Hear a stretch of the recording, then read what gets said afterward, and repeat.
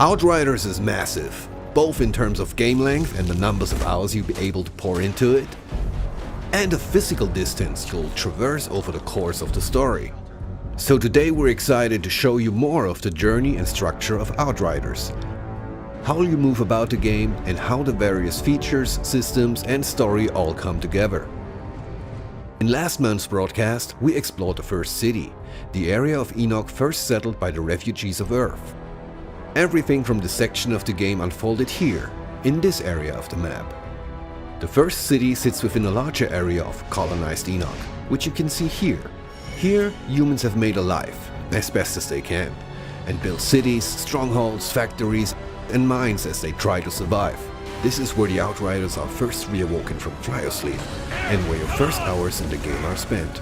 Humanity has always struggled to leave this place, with the raging anomaly storms and monsters preventing further colonization of the planet, pushing society back to the Dark Ages.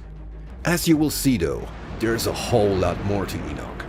As an Outrider, you're one of the few powerful enough to leave humanity's broken settlements and journey out across this hostile planet. But what does that mean in actuality? Outriders takes advantage of a hub-and-spoke structure, connecting busy, settled areas, the hubs, with combat arenas and free roam areas, the spokes.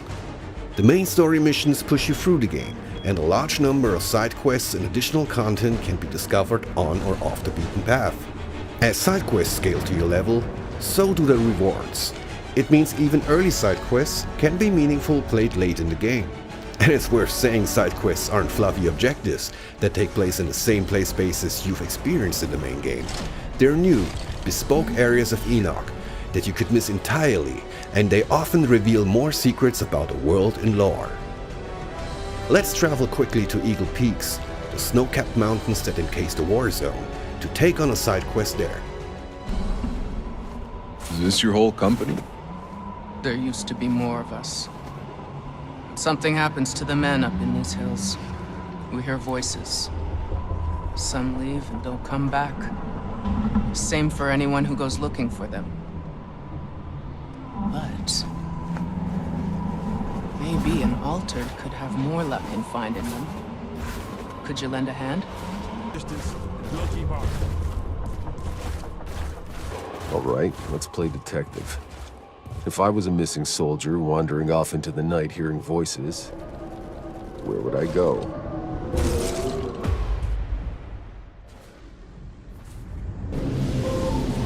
Come on! Oh, come on! Don't do this! I just came looking for my friend! He belongs here now!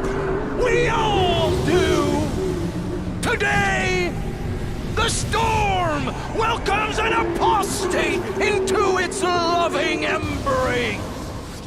So it seems the last remaining survivor of our missing soldiers was just sacrificed to the anomaly? We need to have some words with this deadly cult and its leader. ECA! Overload! Target designated! They've got nowhere to run!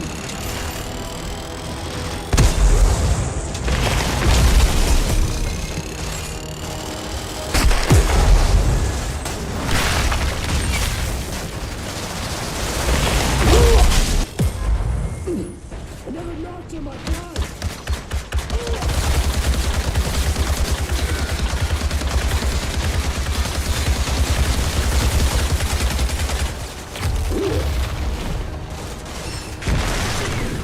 We're only giving you a small taste of this little side adventure. It takes a fair bit longer to make our way into the inner chambers here. And as always, we like to keep some surprises for you. But it's time now for an epic showdown with the altered cultist leader.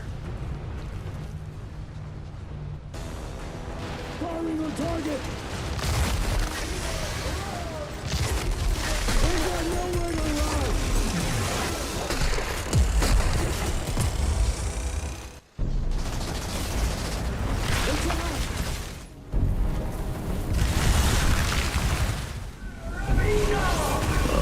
Seems you had yourself a little cult brewing up here. I don't know, this place seems to make people flip their fucking lids. Yeah, nice. By completing the side quest, we can now choose a sweet piece of new gear as a reward. With that sorted, let's talk a little bit more about hubs. In hubs, your weapons are holstered for a time, and you can soak in a bit of life on Enoch. Here you can visit vendors to sell scrap and purchase gear, frequent bars to gather gossip and bounties, Call it the liver spinner. and pick up side quests from one of Enoch's many eccentric denizens. What exactly is your business?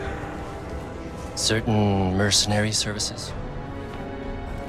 It's hard to show this without spoilers, but as you progress through the game, the world state and NPC dialogue is affected by pivotal moments from the story, and new side quests unlock, some of which are hidden in earlier hubs and play spaces, further rewarding exploration.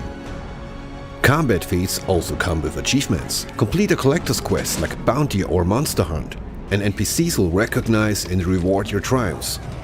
In bringing to life a new sci-fi universe, we are adamant that these settled areas feel dynamic and alive. Oh, and if monster hunts piqued your interest, stay tuned for a future broadcast to learn more about them. Well, this should be interesting. Crucially, hubs also allow you to check in on your Outriders truck and crew, which will grow as you progress throughout the game. We're going to talk more about the Outriders truck in the future, but its primary function is to transport you through the world, bringing many of the features of a town with it. All the functionality you'd expect from a hub hits the road with you. Your weapon vendor, your crafting, your crew. The truck is a moving RPG village. Now you don't operate the truck yourself. That job falls to your driver, Jakub, who we will talk more about later. But the customization options are vast, so you can personalize your ride along your journey. Okay, let's pack up and hit the road now. I need to head to the forest to continue my journey.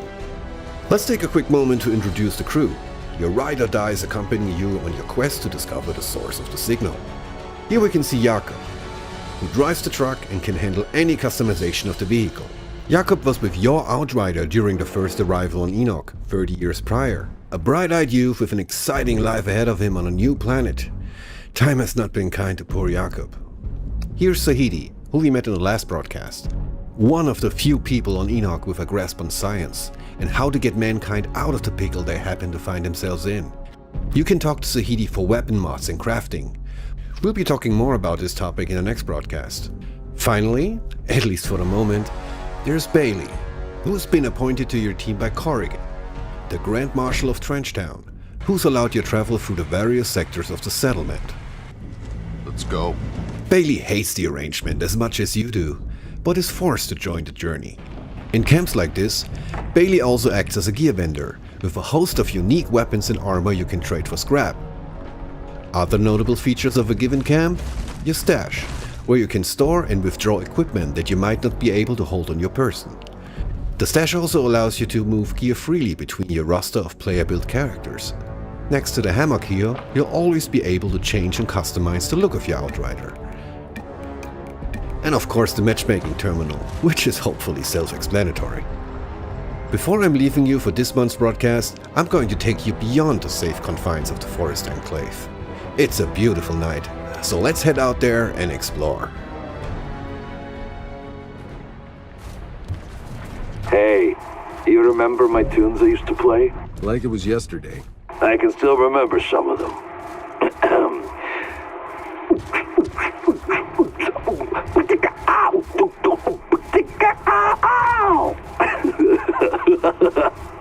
Please stop, Jakub. Please. I'm serious. Yeah, Jakub, I'm disconnecting.